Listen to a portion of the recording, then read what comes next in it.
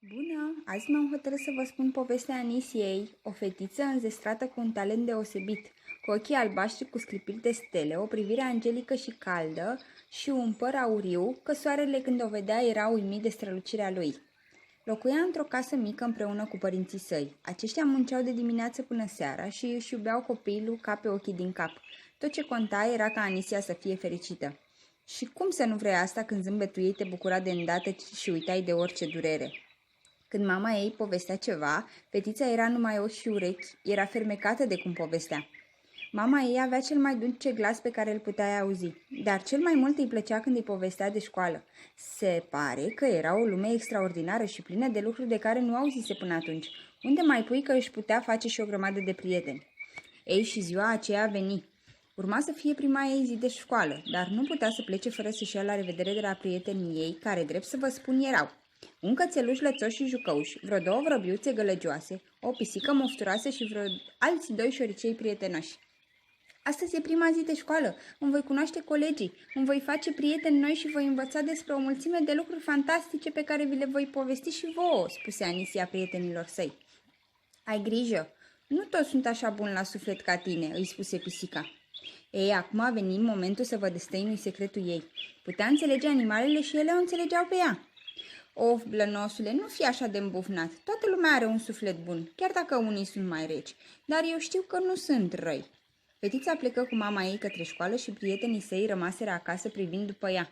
Plănusul era mai serios în general, dar o iubea mult pe Anisia și acum își făcea griji pentru ea. Și din nefericire, o parte din grijile ei s-au adeverit. Fetița se descurca foarte bine la școală. Învățătoarea era drăguță cu toți copiii, doar un lucru nu era cum visa fetița. Majoritatea colegilor ei nu o băgau în seamă. Vedeți voi, fetița era săracă și din această cauză o parte din ei o respingeau. În multe zile venea tristă de la școală, dar se înveselea mereu când își revedea prietenii de acasă. Singura fetiță care era bună prietenă era Mara. Era un suflet bun, cu chip blajin, dar abătută. Era palidă mai mereu și cu ochii obosiți. Era așa de când își pierduse mama. Nu mai avea plăcerea să se joace și să alerge fericită ca înainte.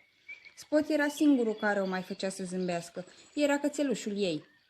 Tatăl ei încerca din răzputeri să-i facă pe plac și să o facă să treacă mai ușor peste pierderea pe care a trăit-o. Dar se pare că nu funcționa nimic. Azi Mara era mai tristă ca niciodată. Când Anisia a întrebat-o ce s-a întâmplat, i-a povestit că Spot a pățit ceva. Se ascunde sub pat și nu mai vrea să iasă de acolo. Nu mai asculta și parcă fuge de ea. Abia dacă își mai potolea plânsul când povestea. Nu vreau să îi se întâmple ceva. Ce să fac?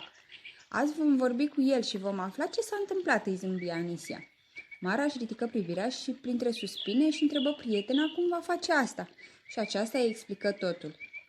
Când au ajuns, Spot era speriat și a fugit direct după ușă. Anisia a mers la el, s-a plecat și a început să-i vorbească. Bună, Spot! Eu sunt Anisia. Vrei să-mi povestești ce s-a întâmplat? Nu, de ce ai venit aici? Nu, strigă Spot și se dădu mai înapoi.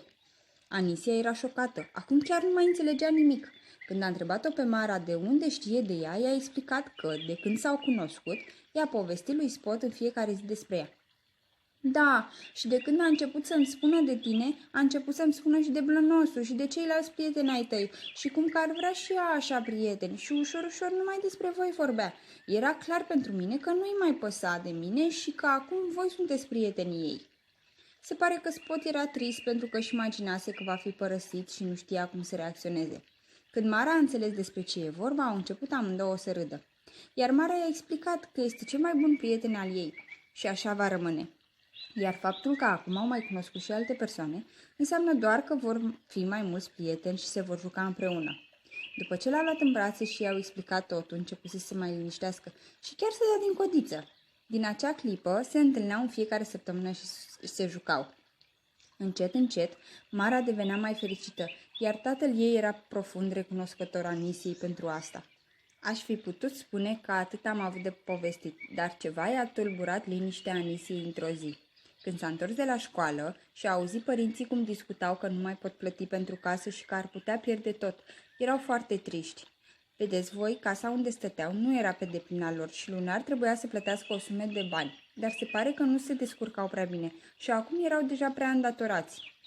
Oamenii aceia care veneau să ia banii erau foarte răi, nu le păsa de prea multe și chiar dacă părinții Anisiei se rugau de ei și le cerea să-i înțeleagă, erau de neînduplecat.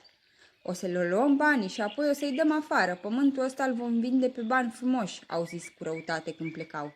Nu era nimeni altcineva pe lângă ei, așa că vorbeau liniștiți. Dar ce nu știau este că cei doi șoricei au auzit totul și au povestit Anisiei. Ce putea face? Le-a povestit părinților, iar aceștia au fost copleșiți. Nu știau ce să facă, nu aveau nicio putere. Când Anisia a mers a doua zi la școală, i-a povestit totul mare. Plângea și era teamă că vor rămâne fără căsuța ei dragă, unde erau toți prietenii ei. Peste 2 zile, când Mara urma să meargă la prietena ei să-și petreacă ziua împreună, aceasta a venit însoțită de încă 3 oameni. Tatăl ei și cei 2 oameni răi care aveau stăpânire pe casă. De astăzi casa asta este pe deplina voastră și le-a întins niște foi părinților Anisiei cu un zâmbet forțat. Apoi au plecat salutându-l cu mare reverență pe tatăl Marei. Nu înțelegeau nimic. De ce au venit oamenii aceia cu ei? De ce le-au dat lor casa? Se pare că Mara i-a povestit toată tărășenia tatălui ei, un om cu multă putere, iar acesta nu a stat pe gânduri. A mers și a plătit tot ce era de plătit pentru ca de acum casa să fie doar a lor. Nu știau cum să-i mulțumească și cum îl vor putea răsplăti vreodată, dar acesta le-a spus că deja au făcut asta. Mulțumită Anisiei, fetița sa era acum fericită și totul revenise la normal. Era cea mai mare bucurie pe care i-o putea face cineva. De atunci, viața lor s-a schimbat în bine.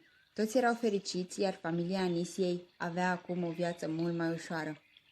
Ei, și au trăit fericiți împreună cu prietenii lor blănoși, bineînțeles, până la adânci bătrâneți.